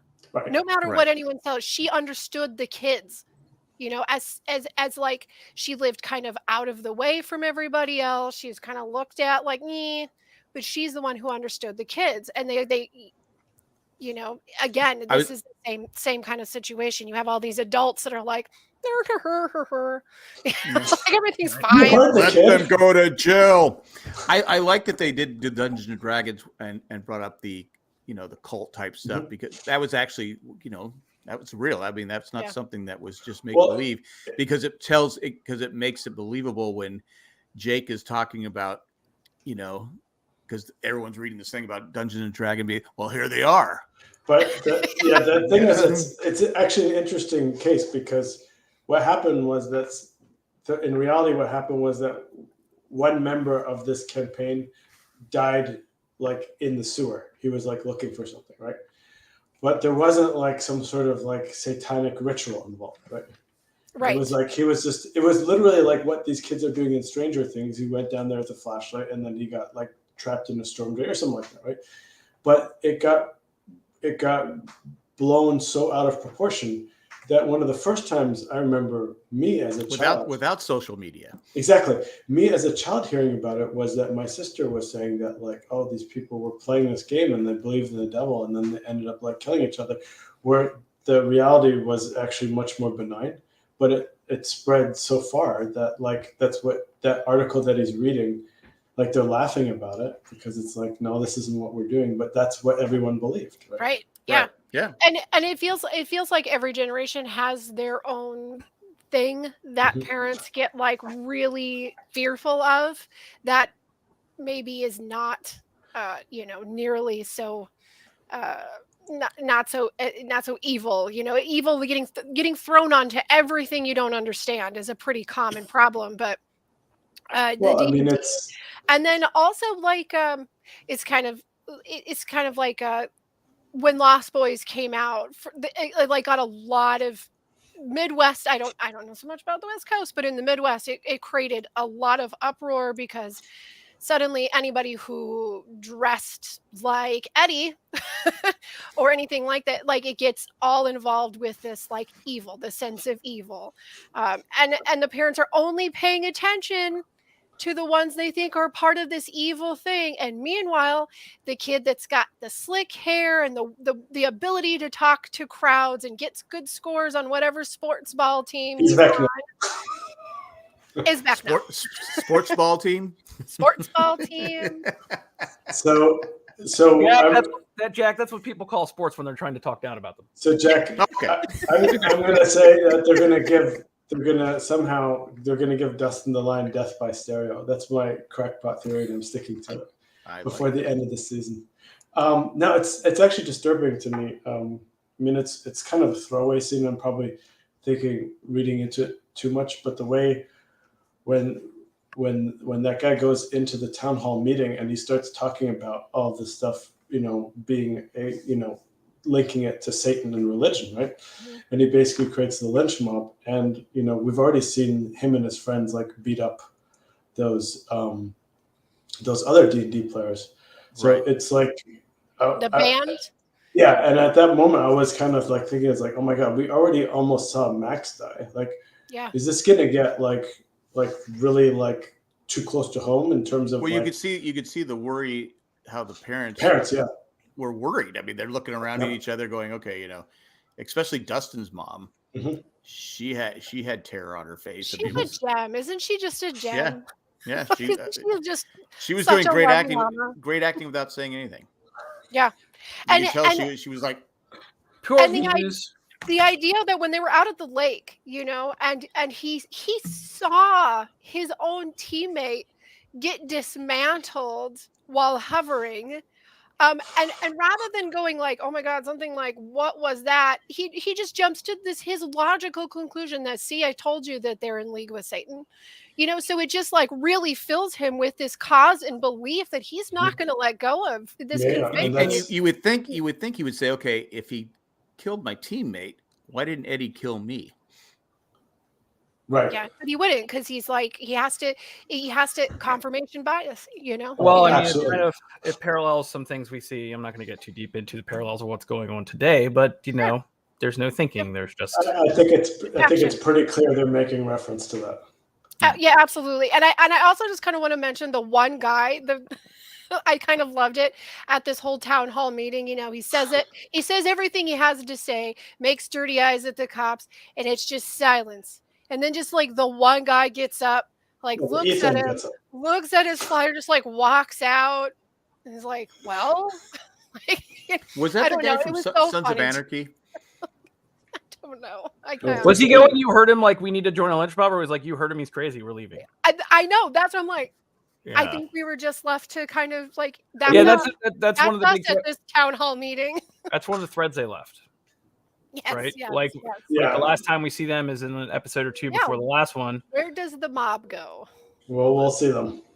Will there be pitchforks? What do you guys think of the last episode? I really thought about it hard if that could have been 2 episodes. That mid-season finale could have been 2 episodes or not. Where are you guys on the uber length of some of these? Like the final episode of the season is 2.5 hours long. Mhm. I like it. I mean, it could be another episode, but I watched it in three parts. I watched a little bit of it last night. Then we were at my daughter's house, and they went swimming. So I watched some of it. Then we left, and I came home, and I said, okay, I got to finish this. So I finished it today. I Punk think Jack is always watching some kids, so he's got to find the time. So I was watching an hour. I go, an hour and 40 minutes. Wow. I think Like you have like to. a movie. I think you kind of have to do that to move all the plots forward. yeah. Because Well, it's spread out so wide. Well, yeah, like the thing with Vecna, like if they cut it halfway through, you'd be able to study that and figure it out, like right up, Now, Go here's ahead. a question with Vecna, just a theory, like, or what your theories are. We've seen him in his human form. What do we make of what he's become? Like, what is this like H.R. Giger creature that he's like? What are we suggesting like happened to He's got him an to attitude. create this? And notice he's got one hand that's not a hand and one hand that is, and the connection with the spiders we get. But that's kind of all we got to connect what we see visually. You know what? I wrote this in the chat, and I don't think you were on that DM because I didn't. I dumped out all my thoughts because I didn't think I was going to make it tonight. And you might remember this from D&D lore. Vecna is interesting in that. So he was originally a wizard, and then he Right. became a lich, right? And a lich is basically a wizard that gets so powerful that they can make themselves undying. And it's kind of like, I think in Harry Potter they call it like the The Horcrux. Horcrux. Mhm. Yeah, he has that. But then Vecna actually then becomes a god. And so Okay. his whole like monologue at the end, where he's talking about like the puniness of human life and stuff like that, Mhm. really tied into the whole Vecna mythology in the sense that like I view like he's he already had like major powers, like magical powers, right? And now he's basically at the lich stage, right? And like the house is like, I forgot, we'll call it Horcrux, but there's another term for it. Right. Phylactery or something like that, right? But I think what he's trying to do now is he's actually trying to become a god, right? So that his powers are even stronger than what we see, and that's going to be like my other crackpot theory is that he's going to be on the path to that, and that's what all of season 5 will be about. trying Okay. to defeat that, because there are two things I noticed in terms of, we see him in the house, like with like kind of spread out like a spider in a spider web. Yeah, yeah, But what we see is we see these tentacles that attach to him and then detach from him. yes. So in many ways, it's like he has some sort of symbiotic relationship with the entire Upside Down, right? Yeah, yeah, because those are like the same tentacles that got Billy and controlled Billy. And So it's almost like the tentacles of the Upside Down is that's like the what that plane of existence is, right? So what did we see at the end of episode 7? We might have seen the creation of it, right? When she banishes him there, right? Yeah. Right. So I guess the question is, it's like, maybe it's what we're seeing this whole time is he's becoming one with it, that he actually is that thing. So defeating him also defeats the entire Upside Down. That's how where the series is Like going. he himself is the mothership of this. Right. Yeah, okay. And it would Okay. be, I would love it if there's even like some sort of tension between him and the Upside Down. But who is the creator then? Because it seems like L is the Renner? creator of that. Yeah. That's what Yeah. I feel. That it's That's what I'm Elle. thinking too. That like I mean, probably people thought about this, but this whole thing might end with her having to actually sacrifice herself. Well, and I in think order- it's the one little note that goes towards Papa. You know, when he looked at her and says, "What did you do?" Right. The "What did you do?" wasn't you hurt all these people. It's Exactly. like you just released what we were containing. Right. And- And that, I love the way that line That's great. has, Yeah. has nuance in it from the beginning of the season versus the end of the season. It's like, Man, Modine really struck pay dirt. You know what I'm saying? Good job. Yeah. but the interesting thing is we don't know if he knows what happened to number 1, right? Yeah, we don't know what happened to like Don't they at have that video? moment on. Yeah. Don't they have the That's video a of all good of it? question. And that's a good question I was thinking about too, in the sense that like they're showing her the video to trigger the memory, but we actually don't know how much of that whole event was actually taped, right? Right. Because that- we probably should go back and look at those scenes to see if the red light is on.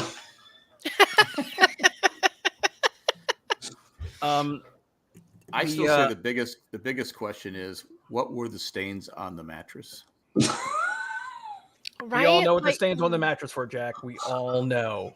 dude, I'm gonna tell you, I like, was confused. I know you're like stuck in this like scary upside down world, and there's some like monsters things going on, but like the fact that not one of them looked at it and went, ugh. Because I would have been like, I don't wanna." Can you put something else? I'll just hit the floor. I'll hit the ceiling, whatever it is.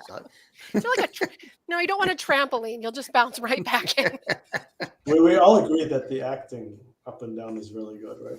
Oh, yeah. Sure, yeah. Absolutely, yeah. Excellent, Yeah, excellent. there's not a bad Especially- apple in the bunch. Especially like I'm such a child when it comes to like English actors doing American accents, and like fascinated by the fact that I don't know their English, and then I find out and I'm like, punched in the face by it. So when you see Millie Bobby Brown on Hot Ones or whatever, Right. with her long flowing blonde hair and all her makeup and everything, and you see what she's doing and what they did with either slightly de-aging or putting her face on a smaller child, Yeah. whatever. They- that I think That's I looked it creepy. up. I think they did put her face on a smaller child. Yeah, there is an actress credited for playing young Yeah. young And Elle. they did And They we did didn't phenomenal. even talk about. Go ahead. they did a phenomenal job in terms of like panning in and out of like where it's unclear how much of it is like the video versus like her version of the memory, right? Oh yeah. And that level of nuance, like forcing you to get comfortable with that, because that's her storyline for like 4 or 5 episodes. Well, and like Well, their little nods, of like Sam Beckett. Look it in the mirror. You're time traveling, and you look in the mirror and realize, like, okay, this is real. This is memory. It was like a way for her to check in. To not. She's getting lost in her memory, but it was and more of a key to us, really, to just check in. Like, remember, this is a memory.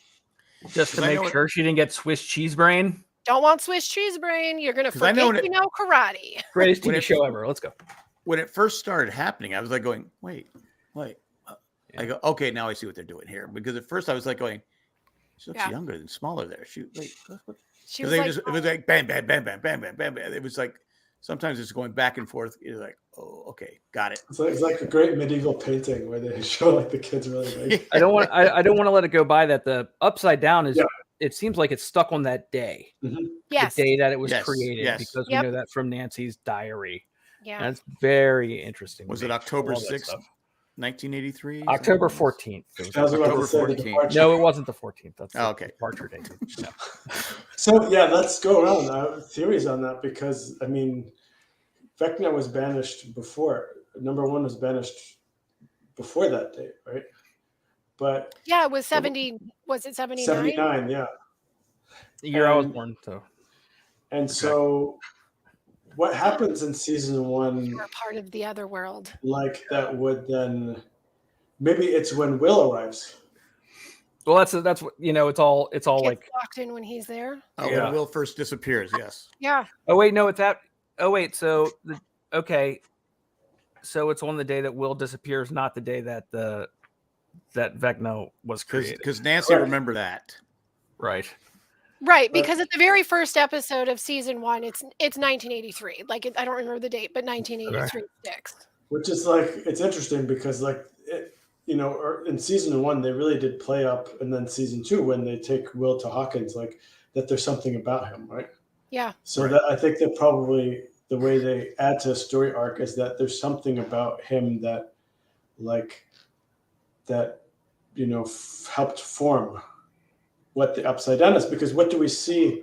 I don't remember when Vecna gets banished, like we see him traveling through this like volcanic like plain, right? But do we actually see Hawkins, Upside Down Hawkins?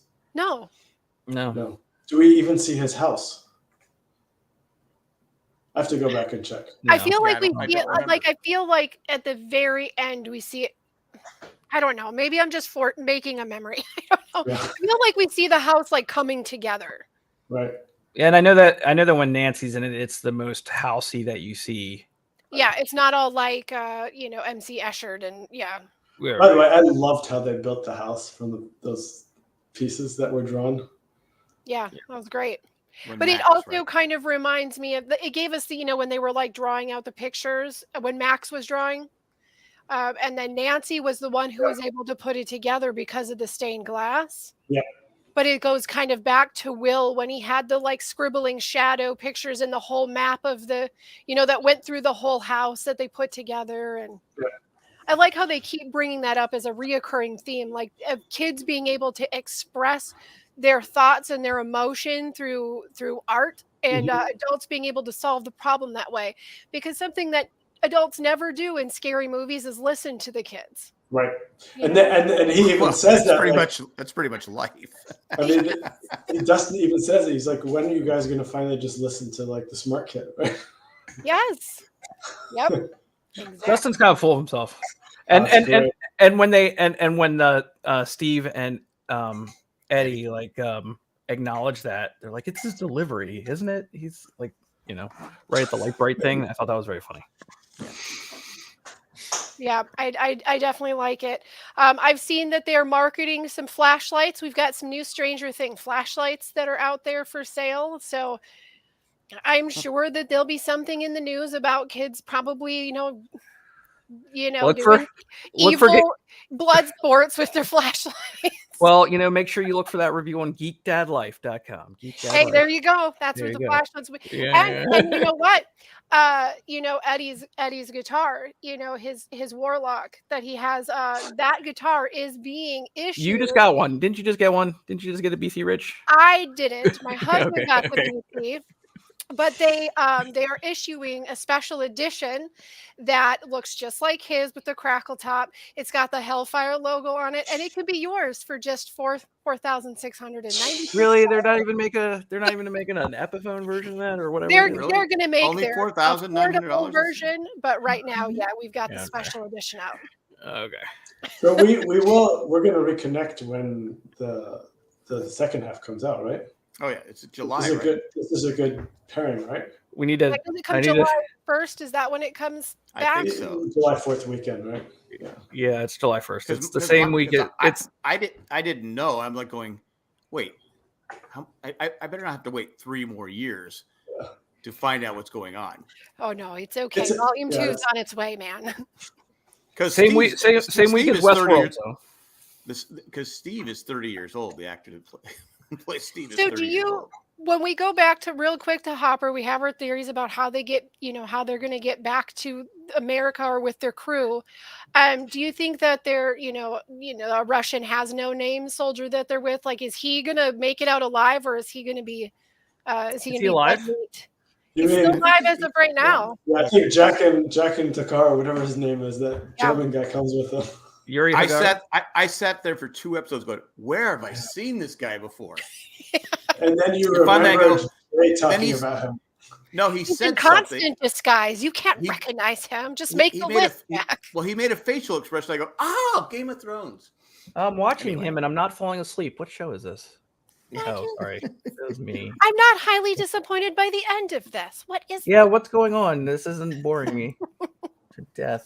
I am incredibly impressed with all of the new people they brought on board this year. Mm-hmm. The show's always been good when they introduce new characters. A lot of shows you're like, who is this and why? I'm not into it. Nikki and Paulo.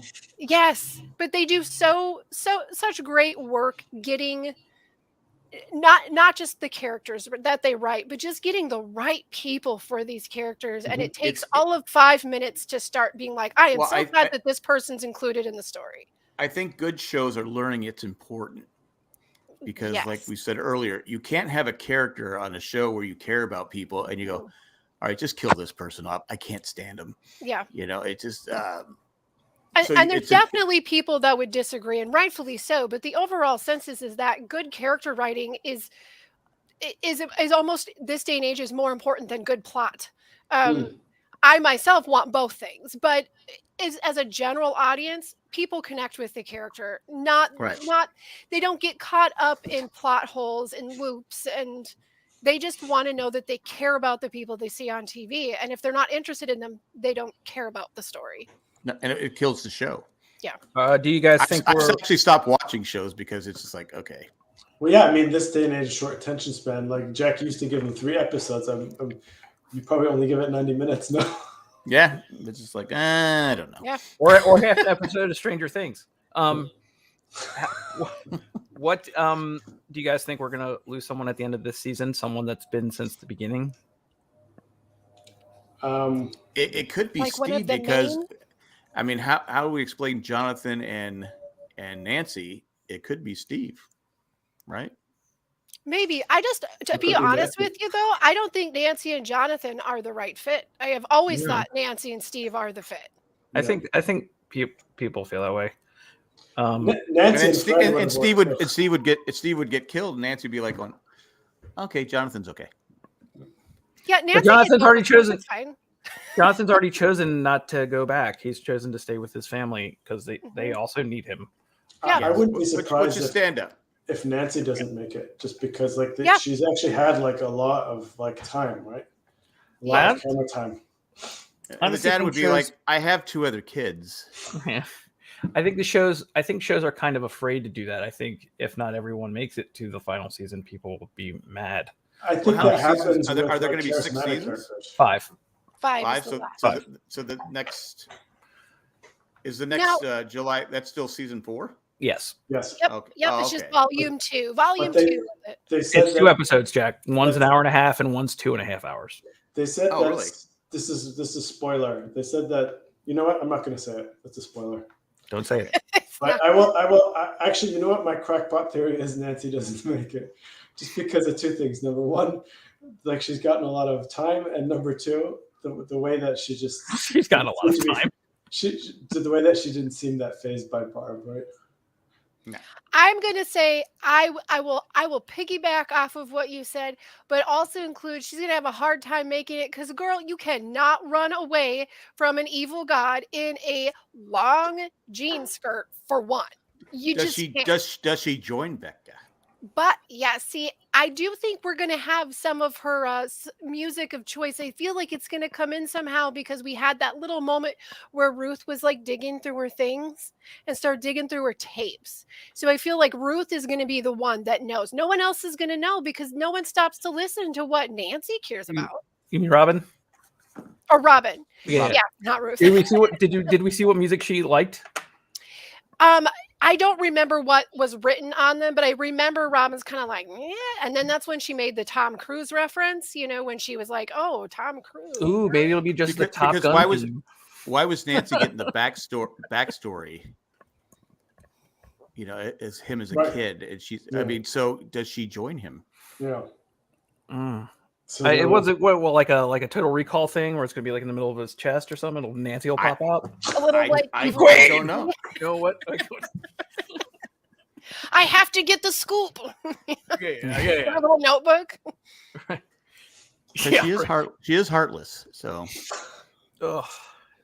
She, you know what? But she appreciates a guy with a hairy chest. That's all we know about Nancy. That hair, She stared at him like creepy on that boat. Like, that hair was CGI for sure.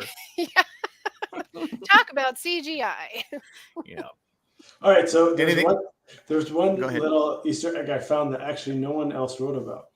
Okay, Oh, and this I'll be was the judge of that. okay. Well, maybe someone on Reddit wrote about it. I don't know, but when they go to Dustin's girlfriend's house in Salt Lake City, I guess, right in Utah, With right? the Ali Sheedy lookalike, yeah. Yes. that's what I thought. I said Yeah, that's it's got to be good. her daughter. I was like, a girl pours Captain Crunch out or Mr. T cereal. Right. She's like Any this going. sandwich Right, good. she's- Dandruff, yeah. Making So the snow. Yeah. They when they actually get control of the computer and they're trying to geolocate this facility, they show a bunch of stuff coming down on the screen, and there's a bunch of HTML and other like script that didn't exist yet at that point in time. She also refers to it as the internet, and nobody referred to it as the internet yet back then. It was at that point in time it was still the ARPANET, so it was an anachronism that was in there. And it's like it was one of those things where, like, again, Jack, my lost skills kicked in. Like I was like, wait, there's something that feels off about that. So I went and I double checked it and like the screenshots, and I was like, there was like an SVG tag in there, and that wasn't created until like 1999. I do listen And to that printer printed pretty fast for dot matrix. It was. Yeah. I do listen to the Bald Move, and they did a episode by episode. They shut down their whole thing and they just watched it and podcast each episode. They did point that out Okay. but I know you probably didn't listen to that. So I just know that I would never want to have to live a day in Chrissy's house. That's all I got from all. I'm like, man, that is tough. That's tough. The, there. the kid that shot the arrow, I swear to God, my first thought was, I go, oh, that's my grandson Alex. It's just a lot of stuff. Mike's shirt with the triangle pocket. Yeah. I just wanted to talk about that for a minute. I have nothing to say. It was just there. Oh, you mean like wait, when he goes his California shirt?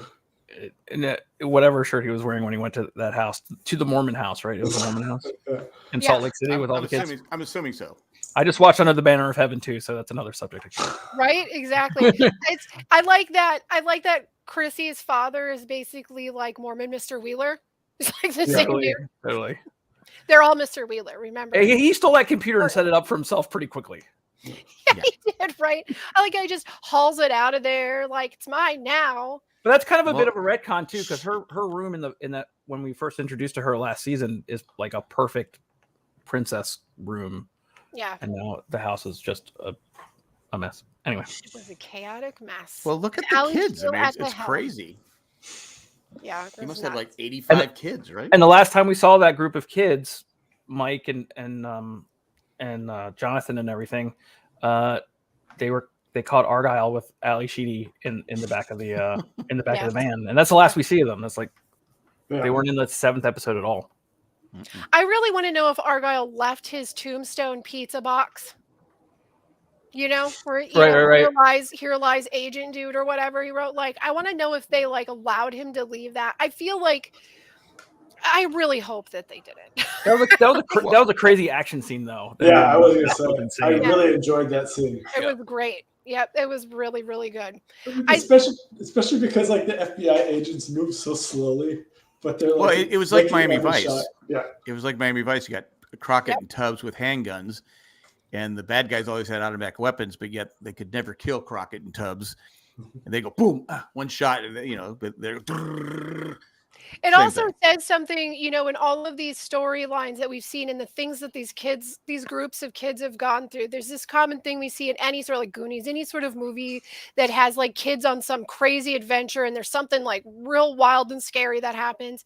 It's like whenever somebody new joins that group of kids, they're like, wow, I can't believe this crazy thing is happening. This is really scary. And then the other kids are like, dude, we are so used to this. It's nothing. And then the other kid's just like, I accept that. And now I feel this is normal. Yeah. And no one's like Well, how do these curling kids up in sleep the at night? corner, like freaking out. Well, how do they sleep at night? That's what I mean. There's Well- certain times where you're like, dude, this therapy bill is gonna be wild. That's Don't you why Mr. Wheeler's so upset. Yeah. And you always have to remind them, hey, don't you remember when the mall exploded last year, or when? It was literally a year ago. These kids are traumatized, but that's the 80s. That's the 80s. That's how we rolled. Just how we rolled. Shows were scary and creepy. We didn't care. There wasn't, PG-13. What's that? We were gonna get obliterated by the Russians, so it was like, Yeah, live life for now. Live exactly. for the now. Right when we could get obliterated by the Russians. Wait, what? Sorry. It's the circle. It's just all a circle. Circle of life. Well, I don't know. I think that you said it's 2 episodes, right? Or volume 2 is 2 episodes. 2 episodes. Some movie length episodes. Yeah. None hour of and a that half. 40-minute business. Yeah. No. But I think at this point, we're almost at 2 hours. I think we've Mhm. discussed it pretty well. Yep. Any final thoughts? No. I had a bunch of music is so important. Yes, please share. I had a bunch of puns prepared for Journey and Duran Duran and Smashing Pumpkins, and I didn't do one of them, and that's all I wanted to say. I'll save it. What were you going to do Nice for the job. I Smashing didn't Pumpkins do a one? single one. We'll save it. Jamie, you should know that Ethan and Dude. I have a running tiff about Smashing Pumpkins, No, we don't. meaning Alright. that I like Smashing Pumpkins and he doesn't. Oh, okay. I'm Ethan doesn't currently like in anything but midst the of Who. a commission painting via the Smashing Pumpkins as a That's not true. inspiration. So yeah, they're still in my life. Sorry, Ethan. I like solo Pete Townsend too, and solo Roger Daltrey, who had a song on the Lost Boys soundtrack. Okay, it's still basically the Who. Oh, that's right. I forgot to mention that. Ethan's big thing is the Who. Yes. Um, Well, Yep, on I know that. I know that much. Yeah. We're gonna go. On and that Florence note- something machine. Florence Henderson. That's right, Florence Henderson and the Machine. When she would sing, what's that oil she used to promote? Westonality. Westernality. All right, guys. This has been great. This has been fun. But we'll be back in July Mm-hmm. to talk about Into Stranger July. Things season 4. Yeah. All right. Volume 2. We're out. Bye, everybody. And good Oh. job, Eckhart, for surviving this whole thing on Thank you. COVID. Feel better, I buddy. would My pleasure. I would very much like to, if I can, really quick, just throw a shout out on some things with Crazy Hank. We are going to be going in with the new Big Brother season. Big First week of July. I think we're going to be doing it on premiere night, which is the 6th of July on this channel. And if you are a fan of The Boys or a fan of Better Call Saul, you can go to any place you have listening to your podcast and go to series TV drama, and we'll be covering all of that jazz. That's it. There it is. And we'll also be doing Westworld season. Oh, 4? Westworld. Hopefully, season last. Let's make That's it a count. Well, maybe it will be. But that's it. Bye, everybody. Bye. Bye. Bye. Bye.